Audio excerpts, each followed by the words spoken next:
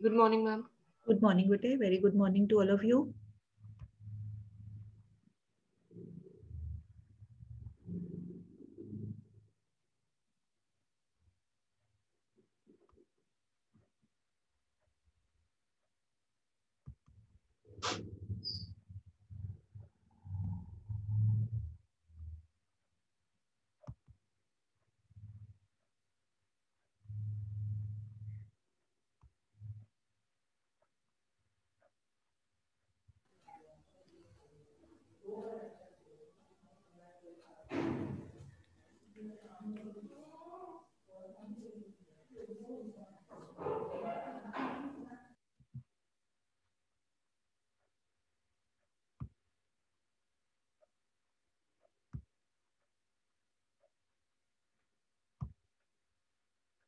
Rajdeep ma'am, now you are the host of the meeting.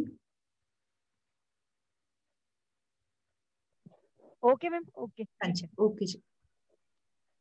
Hanji bete, very good morning. Today, very few students are there. Just a minute. Let me see. Divanshi, Vasundhara, Shivanshi. एक minute में देख लूं जरा. नवजोत, मौली, हरलीन. बस 5-6 students and 2 teachers. But a proportion, ideal, more than ideal proportion. चलो, anyhow, let us do the work. बढ़िया काम कर लेते हैं हम लोग. हाँ जी बेटे, keep your notebook also ready with you. Important questions as usual we are doing. So if you find any question different or difficult, you can note down that. So let us start. Question number मैं बोल देती हूँ साथ में. If any reading problem is there, तो I am speaking also side by side. हाँ जी, तो question is state true or false. Excuse me, ma'am. हाँ जी बेटे. Excuse me. जो कल क्लास में लास्ट क्वेश्चन हुआ था कि do you think that in the last 70 year employment वाला, उसमें सिर्फ वो एक ही पार्ट लिखना है कि नो जॉबलेस ग्रोथ हो रही है? नहीं, वो अगर तो 1 मार्क में आता है फिर तो ठीक है, 1 point is okay. If that question comes for 3 या 4 मार्क्स, तो आपने जो अपनी एक्सप्लेनेशन बनानी है, you have to divide according to your explanation in 3 parts, 3 या 4 पॉइंट. मतलब आप इसको एक्सप्लेन करोगे. इतनी बात से फिर काम नहीं ना चलेगा. अगर हम कहते हैं जॉबलेस ग्रोथ होगी, तो फिर आप कहो कि भाई in order to be in competition with other countries, mechanization is also required. Use of machinery, latest advanced technology cannot be avoided. That has become the necessity of the day. So in spite of having more population, we need to make use of the machines. तो अगर हम machine नहीं करते हैं use, तो competition में पीछे रह जाएंगे. तो that is also required. But what has happened due to that use of machinery, कि भाई already we are having more number of people, तो but machines are also being used in the specially in the large scale industries, heavy industries. तो उस करके वहां पे people are not getting the work. मतलब इसी बात को आपने अपने accordingly you will divide in 3 या 4 पॉइंट्स. थोड़ा बताना पड़ेगा ना, 4 मार्क्स हैं तो फिर लिखना पड़ेगा उसके लिए. बात एक ही है कि use of machinery has led to this unemployment. फिर एक आप और भी पॉइंट बना सकते हो कि भाई एम्प्लॉयमेंट के लिए different kinds of skills are also required. अगर हम कोई स्किल एक्वायर करते नहीं है, we don't learn anything, and then we expect only employment from government या from other people, that is also not possible. तो फिर आप ये भी कह सकते हो कि over the 70 years less skill formation has taken place, less human capital formation in the form of education, in the form of better equipment, technical trainings. ये सारा कुछ भी कम हुआ है. लोग क्यों अनएम्प्लॉयड रहते हैं? अगर वो उनको काम आता हो, टेक्निकली कुछ ट्रेंड हो, तो काम मिलता है. बट जो ट्रेंड ही नहीं होंगे तो फिर उनको काम भी कैसे मिलेगा? आप इस एंगल से भी आप अपना पॉइंट 1-2 बना सकते हो. ठीक है, कि स्किल फॉर्मेशन कम हुई है, ह्यूमन कैपिटल फॉर्मेशन कम हुई है, लोगों का एजुकेशनल प्रैक्टिकल या technical training aspect of education that is less. Vocationalisation of education हमारे कंट्री में कम हुआ था, तो उस करके लोगों को काम नहीं मिलता है. मतलब वो रेडी तो होते हैं, बट अनस्किल्ड लोगों को काम नहीं मिलता है. तो और स्किल की कमी है. तो ऐसे करके भी आप पॉइंट साथ में लिख सकते हो. In this manner you can make 2-3-4 points. ठीक है जी. चलिए, let us come to this question. State true और फॉल्स. फर्स्ट पॉइंट है, borrowings from abroad is recorded on the capital account. So थोड़े ही बच्चे हैं, सभी बच्चे बताएंगे. हाँ जी, borrowing from abroad is recorded, very right, capital account पे आएगा. Reason? Change in capital structure में लायबिलिटी इंक्रीज हो रही है। यस यस, बिकॉज इससे कैपिटल अकाउंट का फीचर क्या होता है, asset liability status gets changed, तो due to borrowing liability is getting increased. ठीक है, और ये कैपिटल अकाउंट के कौन सी साइड पे एंटर होगा, ये क्रेडिट साइड पे, क्रेडिट साइड। बोरो आ रहा है तो it will be recorded on credit side. चलो वो पूछा तो नहीं है, वो तो अपनी ओर से है, right. Now second, import of machinery is recorded on the capital account. False. False है ये, why? Because Current machinery account. is a visible item, Current. है ना, तो machine is a visible item, तो इस करके visible items are recorded in the current account, not in capital account. Very right. Okay, एक minute सारे बच्चे बेटे अपना मौली वीडियो ऑन रखो, थोड़े बच्चे हैं तो बच्चों को देख के फिर तभी मजा आएगा ना, नहीं तो फिर बड़ा काम खराब सा ही लगता है, अकेले ही बोली जाओ। चलो नेक्स्ट इज और करके क्वेश्चन है, गवर्नमेंट ऑफ इंडिया हैज डीवैल्यूएटेड, या डीवैल्यूड भी हो सकता था, डीवैल्यूएटेड द रूपी, आगे dash the Economic Times, means this is a statement which has got published in this newspaper, कोई पेपर का नाम है। Then what does devaluation of rupee mean, how it is going to affect the value of export and import in a country. तो firstly you in your rough notebook where whatever is there in your hand, पहले you write one example. मान लो $1 is equal to 70 rupees, devaluation का मतलब है $1 is equal to 75 rupees, तभी होगी ना। बट ओनली डिफरेंस है कि this is done by government, अगर डेप्रिसिएशन होता तो gets done by the market forces, तो कुछ भी है वैल्यू कम हुई है। ना अगर 75 रुपीज बनते हैं, मिलते हैं इंस्टेड ऑफ 70 रुपीज, तो अब आप बताओ कि एक्सपोर्ट एनकरेज होंगे कि इंपोर्ट एनकरेज होंगे? Exports. एक्सपोर्ट्स एनकरेज होंगे, ठीक है ना। $1 का सामान बेच के earlier we are getting 70 rupees, now after devaluation our people will get 75 rupees, that means they feel भी more money is coming to them, उन्होंने तो अपने इंडियन रुपए में ही सोचना है ना, तो they feel that more money is coming to them, so exports will get encouraged. On the other hand what will happen to imports? They will get discouraged. Yes, they will get discouraged, क्योंकि in order to buy good worth of $1, earlier they are paying 70 rupees, now they are supposed to pay 75, ज्यादा रुपए are being expected from them, तो इसका मतलब अब वो थोड़े discouraged होंगे, imports will be less, imports will get decreased, कम होंगे, exports will get encouraged। ठीक है, ये आएगा आपका आंसर। और पहले दिया हुआ है devaluation of rupee mean, उसका मीनिंग क्या है? Devaluation means domestic currency in the terms of foreign currency by government. Yes, very right. Devaluation of rupee means reduction in the value of Indian rupee in terms of foreign currencies. अब हमें किसी का नाम नहीं दिया कि dollar कहना है या कुछ और कहना है, no name is given, so we will write only this, reduction in the value of Indian rupee in terms of this foreign currencies by the government of India. ये word is important, by Indian government या government of India, क्योंकि ये होता है under fixed exchange rate system, तो by government of our country, India लिख लो जो मर्जी लिख लो, ठीक है। तो in this manner separately you will make the points. Navjot clear बेटे? Navjot, Vasundhara yes yes clear? Yes, ma'am. हाँ, आप सारे अनम्यूट कर लो, थोड़े बच्चे हैं, कोई बात नहीं। हाँ जी, नेक्स्ट है हमारा क्वेश्चन 13th क्वेश्चन का A part, what is legal reserve ratio? सभी एक एक करके बताएं, what is legal reserve ratio? हाँ जी, शिवांशी कैन यू टेल बेटे? Shivanshi, you can unmute yourself. Shivanshi, Harleen, Navjot, anyone? अब तो आपसे ही बार बार पूछना है मैंने, है 5 बच्चे हैं तो पांचों की टर्न बार बार ही आनी है। it is the legal minimum fraction of deposit that the banks should have with them required. Okay, fine fine, थोड़ा सा बेटर कर सकते हैं इसको। Vasundhara, can you bring a better definition? Legal reserve ratio refers to the minimum legal reserves which the commercial banks are required to maintain. ठीक है जी, very right. Legal reserve ratio, हाँ जी दिवांशी आप बताइए। Legal reserve ratio refers to a minimum percentage of total net deposits and time deposits that commercial banks have to keep with themselves or with RBI, central bank. Yes, perfectly right. Very right definition. Legal reserve ratio means minimum percentage of the net time deposits which the commercial banks have to keep with themselves as well as with the this RBI. अपने पास भी रखना होता है because legal reserve ratio में दो आ जाते हैं, SLR, CRR. तो CRR they have to keep with RBI and SLR they have to keep with themselves. तो फिर दोनों का ही नाम आ जाए हमारी लाइन में.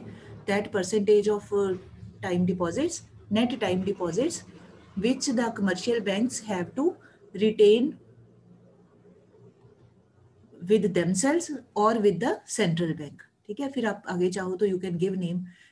LRR includes SLR, CRR, क्योंकि ये 1 मार्क में ही है.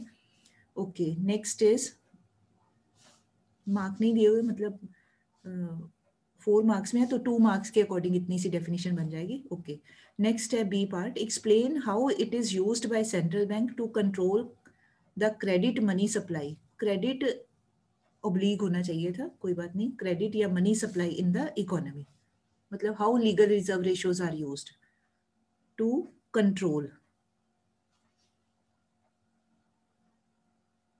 अब आप पहले तो ऐसे आए तो कंट्रोल वर्ड में अब हमें ये नहीं पता चल रहा है कि कौन सा टाइम पीरियड है. एक्सेस डिमांड का टाइम भी हो सकता है, दूसरा डेफिशिएंट डिमांड भी हो सकता है. तो we can make 2 headings. Excess demand, तो during excess demand legal reserve ratios should be increased, बढ़ा देनी चाहिए दोनों. ठीक है, because by increasing these LRR, these legal reserve ratios, the commercial banks will be left with less money with them, which can be given as loans to the ordinary public. फिर आप second heading बनाओगे during this deflation या deficient demand, then you write कि during deficient demand, both these legal reserve ratios, CRR, SLR, they should be reduced because liberal policy is to be adopted, liberal monetary policy needs to be adopted by the central bank. If these values are reduced, more money will be left with the banks, which they can provide to public as loans. Means more money is to be injected in the economy. और excess demand के case में more money is to be extracted from the economy. ठीक है ना, उसको reduce करना है, उसको squeeze करना है, और ड्यूरिंग डेफिशिएंट डिमांड उसको इंजेक्ट करना है, उसको देना है इकोनॉमी के अंदर. तो ऐसे आप अपना पॉइंट बना सकते हो. Okay, next question. This is a numerical question बेटे, आप जरा बनाइए. Statement is in an economy increase in national income is ₹2000 crore, MPC है 0.8, then calculate the change in investment, show your workings clearly. Means numerical है ये, करके देखिए जरा. MPC की वैल्यू दी हुई है, with its help you can calculate multiplier. 400. बेटे ये अनसोल्ड है, आपको आपस में ही चेक करना पड़ेगा. 400 आ रहा है 400. Investment, change in investment 400. ठीक है जी. And multiplier value 5. ठीक है जी. If all are getting K की वैल्यू 5 और इन्वेस्टमेंट का change delta I is 400, then your answer is okay. Show your working clearly का मतलब है कि थोड़ा नीट एंड क्लीन करना है, रफ वर्क नहीं करना बीच में, ताकि अगले को क्लियरली पढ़ा जाए. ओके, नेक्स्ट और करके है. State whether the following statements are true और false along with reason. First is when income is 0, consumption is always 0. False है ये. Why? Autonomous consumption. Very right. Something to हाँ जी, बिल्कुल ठीक है. All are trying to say the same thing. कि consumption can never be 0 because for human survival, some things, basic needs, basic necessities need to be fulfilled. So for some money is required to be spent. So consumption cannot be 0. Autonomous consumption expenditure is always there. So this line is wrong. Second, MPC is the ratio between change in consumption and change in income. True. Formula में लिखना है delta C by delta income. So this is true because this is the formula itself. ठीक है, this is right. Okay, next 15th question. ये interesting statement है, बड़ी latest statement है ये. Presidents across different countries wishes Joe Biden after winning the election. I hope all know about Joe Biden. कौन है वो? Yes. न्यू अमेरिकन प्रेसिडेंट है in place of Trump, Donald Trump की जगह, ठीक है। अच्छा, तो इसका मतलब आपको न्यूज भी पता होनी चाहिए। ओके, हाइपोथेटिकली अज्यूमिंग, हाइपोथेटिकली मान के, वैसे ही मान लिया, सच में नहीं है बट मान लिया, assuming that the economy of India will boost because of it, भाई जो बाइडेन जीते हैं तो अमेरिका के साथ इंडिया के रिलेशन बढ़िया होंगे, इंडिया का इकोनॉमी बूस्ट करेगी, ऊपर जाएगी। It will increase the aggregate demand of all sectors of the economy, मतलब इंडिया के सारे सेक्टर्स में demand for all the goods that will increase. What monetary measures should RBI take to overcome this situation? देख लो कहाँ से कहाँ आ गए, ठीक। जो बाइडेन जीत गए, इंडिया के साथ ज्यादा ट्रेड हुआ, ज्यादा बढ़िया ट्रांजैक्शंस हुई, इंडिया में एग्रीगेट डिमांड बढ़ गई, बहुत ज्यादा बढ़ गई। तो क्वेश्चन है कि अब आरबीआई क्या करेगा in order to control this excessive aggregate demand. तो मतलब ये कौन सा केस हुआ, एक्सेस डिमांड का केस हुआ। इतना समझ आ गया बेटे, ठीक है, एक्सेस डिमांड का केस बना। तो अब आरबीआई क्या है, सेंट्रल बैंक है, तो इसका मतलब we are suppose to provide monetary measures to correct excess demand. अब एक एक करके सारे बच्चे बता सकते हैं। दिव्यांशी एक एक ही पॉइंट बताना है। हाँ जी बताइए। Increase in bank rate. Yes, very right, RBI can increase the bank rate. Vasundhara. Increase in legal reserve ratios. हाँ जी, increase in legal reserve ratio, बिल्कुल ठीक है। हरलीन और कोई। इंक्रीज इन रेपो रेट भी किया जा सकता है, वेरी गुड। और कौन है, नवजोत, शिवांशी, एक एक पॉइंट आप भी बताएं। Introduction credit rationing. रिडक्शन और इंक्रीज, इंक्रीज। इंक्रीज करना चाहिए, रोकना चाहिए। Credit rationing should be done या can be done by RBI. Okay, Shivanshi. Shivanshi, are you able to hear me? Yes, increase in investment. नहीं, आरबीआई इन्वेस्टमेंट वगैरह कुछ नहीं करता है। आप यहाँ पे आप बोल सकते हो increase in margin requirement of loan, investment का नहीं है उसमें कोई भी, ठीक है। Increase in margin requirement of loan. तो ये जितने मार्क्स का हो उतने पॉइंट्स आप दे सकते हो। जो LRR वाला पॉइंट है उसमें आप यू कैन इलेबोरेट इट, उसके पार्ट्स कर लो।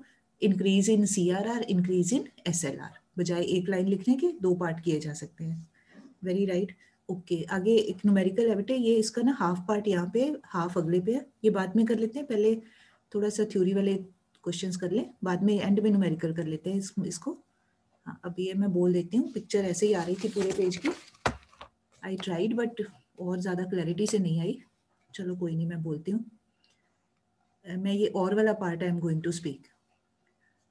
क्वेश्चन है, measurement of national income suffers from various limitations, which leads us to conclude that it is not an overall appropriate measure of the welfare of people. Still, national income accounting is done and national income estimates are prepared. Justify.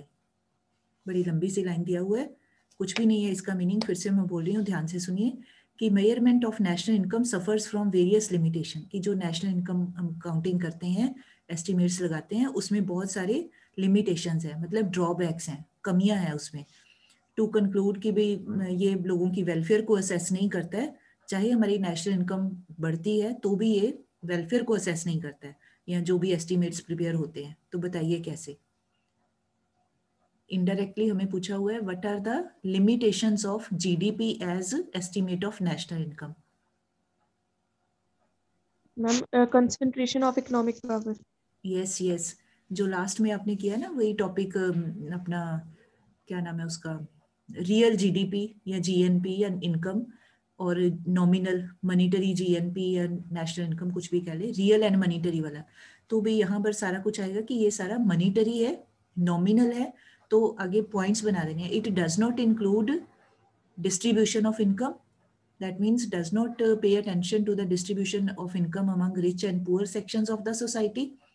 फिर number 2 पे आप कह सकते हो, it does not pay attention to externalities, negative externalities, pollution बढ़ता है due to increasing industrialization, है ना। तो चाहे वो वेस्ट वाटर, केमिकल्स वाला वेस्ट वाटर हो, या स्मोक हो emitted by chimneys of the factories, ये सारा कुछ आ जाएगा।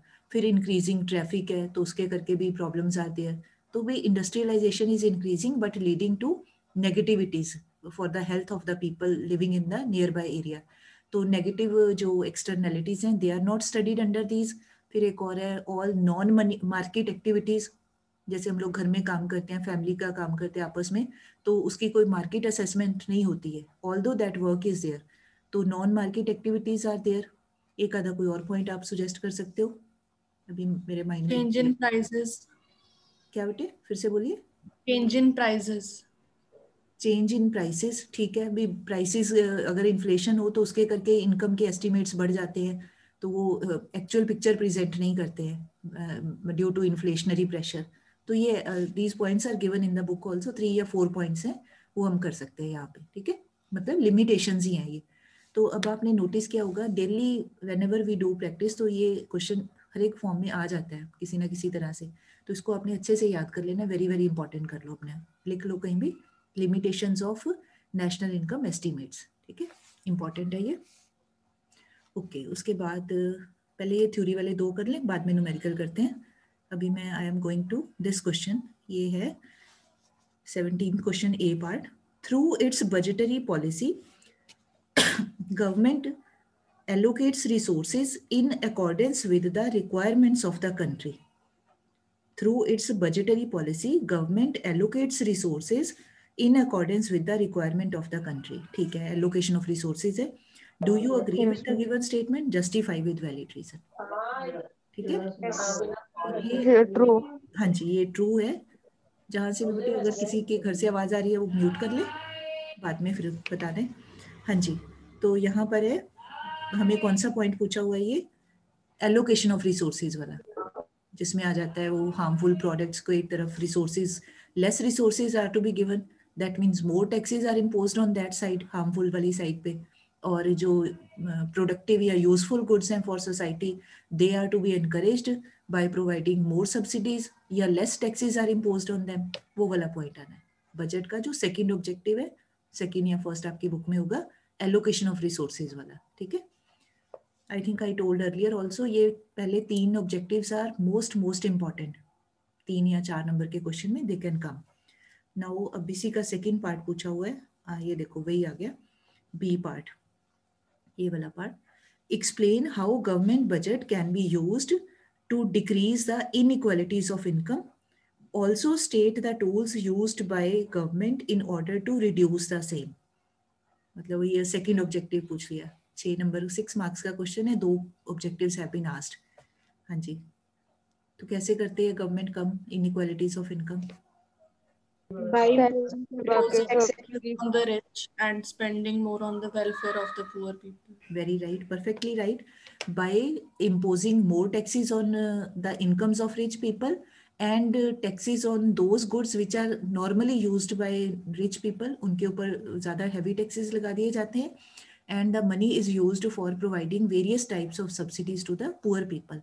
अब उनके सब्सिडाइज्ड में आगे 2-3 एग्जांपल दे देने हैं। सब्सिडाइज्ड उनको एजुकेशनल फैसिलिटीज गवर्नमेंट स्कूल्स में दे आर बीइंग प्रोवाइडेड, या चीप मेडिकल फैसिलिटीज जैसे सिविल हॉस्पिटल्स में, या उनके लिए cheap housing facilities are provided, सस्ते घर बना के भी उनको देते हैं, या चीप जो अभी अपना चलता है लेटेस्ट एक स्कीम थी उज्ज्वला योजना, गैस उनको फ्री में उनको प्रोवाइड किया गया पहले, ठीक है ना, तो या उनमें उसमें सब्सिडी देते हैं। तो 3-4 चीज़ों के नाम लिखने कि in this manner poor people are provided help, वही मनी जो इकट्ठा होता है वो उनके काम के ऊपर लगा दिया जाता है।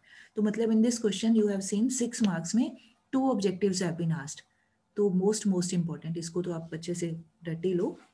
चलो अभी पहले ये 1 मार्क वाले करके फिर then we come to numericals. ये है हमारा 18th क्वेश्चन, मैं बोल देती हूँ यहाँ शायद इतना विजिबल ना हो। In which goods industry India had a world monopoly? किसमें थी इंडिया की मोनोपोली? जूट। कॉटन, हाँ जी, cotton, wool, jute, all of these, jute, क्योंकि ये पिछली बात कर रहे हैं ना, पार्टीशन वाले टाइम की बात हो रही है, तो जूट के केस में इंडिया हैड वर्ल्ड मोनोपोली, ठीक है, jute is the right answer. Next, the industrial policy resolution of 1956 was divided, was नहीं आना चाहिए, divided industries into how many categories? 3 category. Category 1 में totally under control of public sector, second में क्या था category 2 में? Started by public sector, but later on could be given to private but with strict observation. और third था अपना private sector की जो लेस इंपॉर्टेंट, जो बची हुई लेस इंपॉर्टेंट कंज्यूमर गुड्स थी, they were given to private sector. So 3 is the right answer here. Next, period between dash is known as golden revolution period. 91 से 2000, 91 से 2003, 90 से 2003, none of these. ध्यान से B option, B second वाला, second कह रहे हो बेटे? बी वही है ना, सेकंड वाला ऑप्शन 91 से 2003, मुझे ये आंसर लग रहा है। ठीक है, बाकी आप जरा चेक कर लेना। 1991 से 2003, दैट इज ये वाला जो सेकंड ऑप्शन है, बी ऑप्शन है ये वाला, this is correct option, but still I request you to check the time from your book. 91 से 2003। Okay, next is peoples republic of China was established in 1949, 1949 में। याद कर ले, peoples republic of China was established in 1949। Okay, next, match the following. 3 economies के names दिए हुए हैं, right side पे उनका main feature is given, so we have to match. Capitalistic economy, system based on, क्या आएगा? Private ownership, private ownership. Actually एक point पीछे भी दिया हुआ है, जो उसको भी देख लेते हैं, अगले पेज पे है। हाँ जी, कैपिटलिस्टिक इकोनॉमी का आएगा system based on private ownership. उसके बाद socialistic economy, system based on public ownership, है ना, पब्लिक मतलब गवर्नमेंट ओनरशिप। ठीक है, मिक्स्ड इकोनॉमी, ये अगले पेज पे है। Let me bring the next slide. नहीं, वो स्लाइड नहीं मैंने ली हुई है, शायद कोई और है, कोई बात नहीं, मैं बोल देती हूँ। उसका आएगा मिक्स्ड इकोनॉमी का system based on private and public ownership, दोनों का ही आ जाएगा mixture combination, system based on public and private ownership. ठीक है, और एक यहाँ पर एक और दिया हुआ था ट्रेडिशनल इकोनॉमी, जिसका ये आंसर दिया हुआ है। ट्रेडिशनल इकोनॉमी का ये वाला system based on customs and believes. ठीक है, ट्रेडिशनल, फर्स्ट टाइम ये वर्ड सुन रहे हैं। आमतौर पे मतलब ओनरशिप के हिसाब से ही होता है, प्राइवेट पब्लिक मिक्स्ड, तो यहाँ पर है ये अलग से नाम दिया हुआ है। ट्रेडिशनल इकोनॉमी मतलब which is based on the traditions of any country, तो वहाँ के जो भी पुराने वैल्यूज हैं या कस्टम्स हैं, बिलीव्स हैं, उनके ऊपर जो बेस्ड होता है। ठीक है, मतलब ये इकोनॉमिकली तो इतना कुछ नहीं है, ये culturally it is important, traditionally जो होता है वर्ड। चलो, now please come to this numerical part, get ready with the notebook. ये है हमारा 11:35 हुए हैं, 5 मिनट्स हैं हमारे पास में, जल्दी से कर ले। ये वाला कैलकुलेट सेल्स, मैं बोलती हूँ values, you can check. Rupees lakhs में है। Net value added at factor cost 560, consumption of fixed capital 60, then change in stock -30, -30, intermediate cost 1000, exports 200, indirect taxes 60.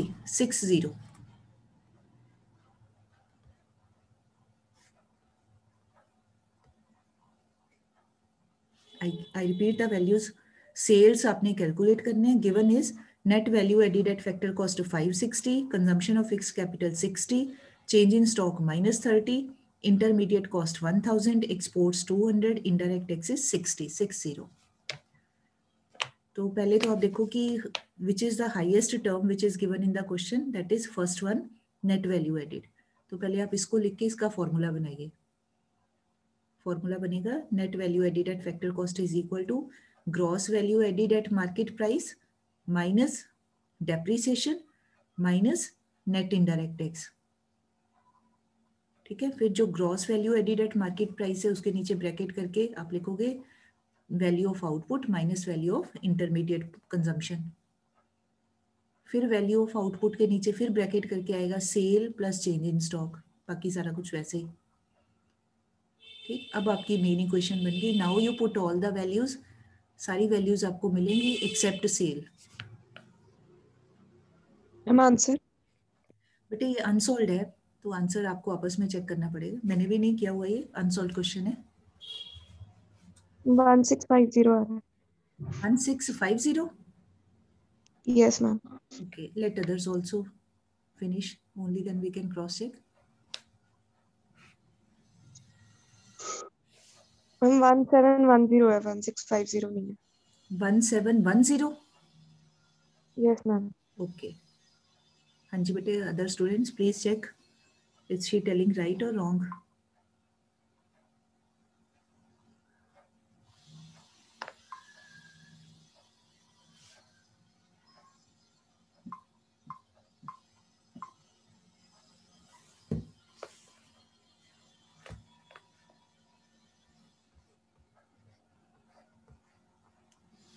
Navjot, Vasundhara, Shivanshi, Harleen, जल्दी करिए बेटे.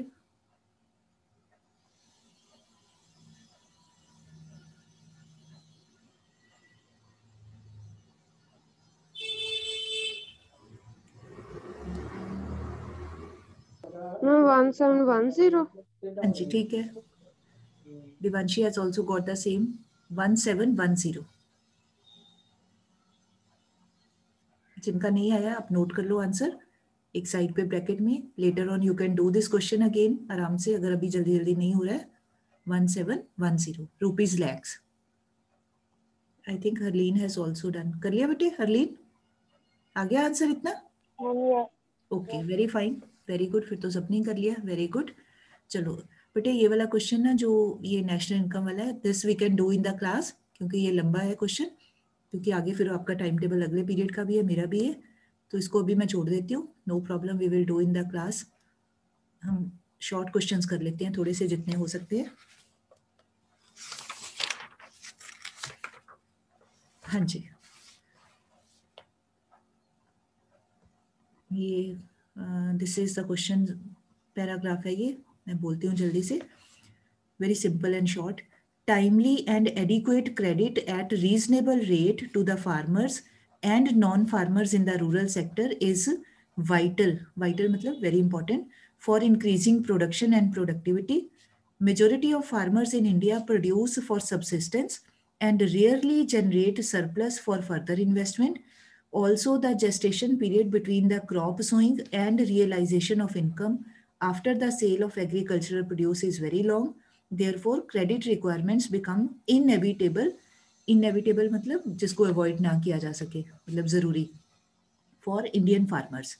तो अब क्वेश्चन है, farmers need short term credit for 4 option है. Short term credit क्यों चाहिए उनको? फर्स्ट है making any permanent improvement on land. Second है purchase of tractors and other machinery. Third है purchase of seeds and manures. Last है purchase of new land.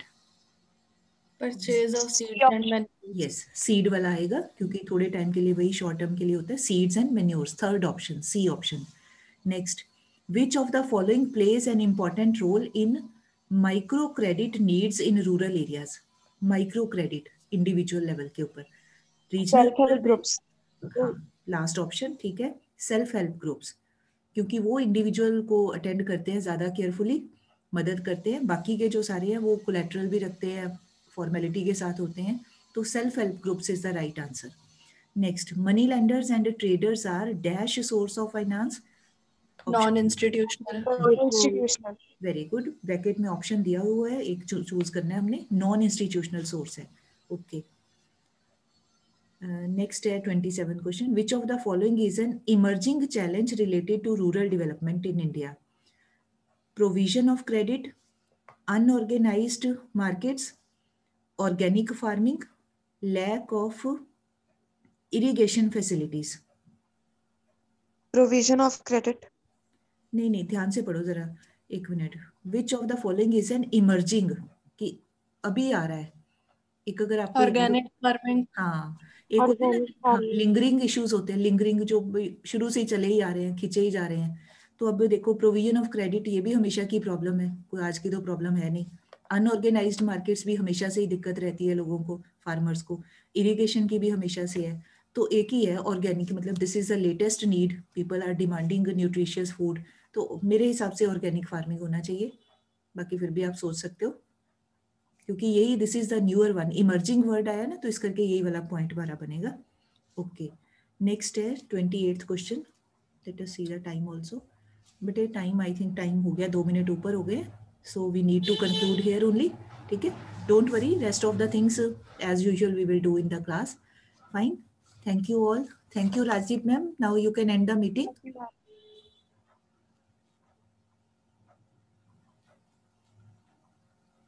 Rajdeep ma'am, you can end the meeting now.